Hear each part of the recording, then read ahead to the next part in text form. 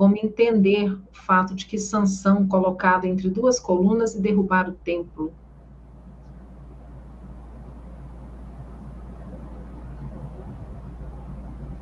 Você está sem som. Está sem áudio, Elahá. Ele já explicou, gente, foi linda a explicação.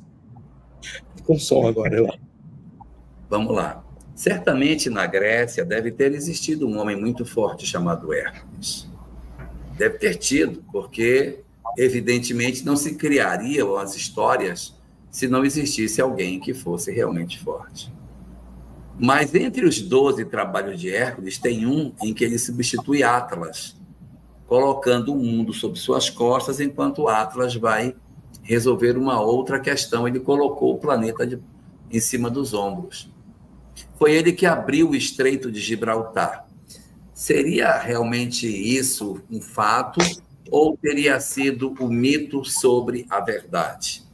Então, a gente precisa ter a compreensão de que as coisas que são apresentadas em textos religiosos, elas precisam passar pelo crivo da razão, a fim de que a gente, de repente, não tenha como literalidade as questões que têm ali dentro um sentido mais metafórico. Quando nós encontramos a história de Sansão, que após o cabelo dele voltar a crescer, pediu, que ele estava cego, que ele fosse levado até as colunas do templo, e ele empurra as colunas, o templo cai, morrem os filisteus, e ele também morre sepultado no meio dos escombros dessa destruição. Quando a gente lê essas informações, a gente precisa dar o desconto dos textos religiosos. E aí pode-se imaginar que Sansão era um homem forte, mas que muitas vezes essa questão da destruição do templo não é uma destruição física, mas a capacidade que, de repente, indivíduos possuem de fazerem uma ruptura do ponto de vista dele destruindo os templos, como também pode ter sido atribuído a Sansão a destruição do templo e pode ter sido um outro fenômeno que aconteceu. Nós temos na história do Ato dos Apóstolos um terremoto que acontece quando Paulo está preso. Não é isso, professor Severino?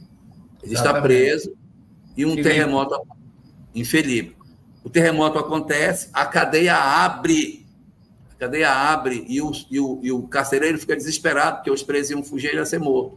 E Paulo convence os presos a ficarem por causa daquele homem, ainda converte o carcereiro, e aí as pessoas vão atribuir a Paulo o terremoto, mas certamente ele não é o causador.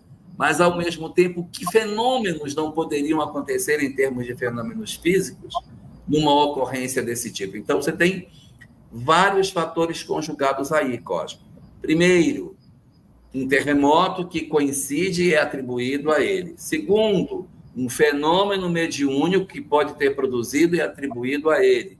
Terceiro, um aspecto metafórico de destruição do templo, quando Sansão se submete a um processo de destruição que não é físico, mas sim no sentido de metáforas que o texto pode ter.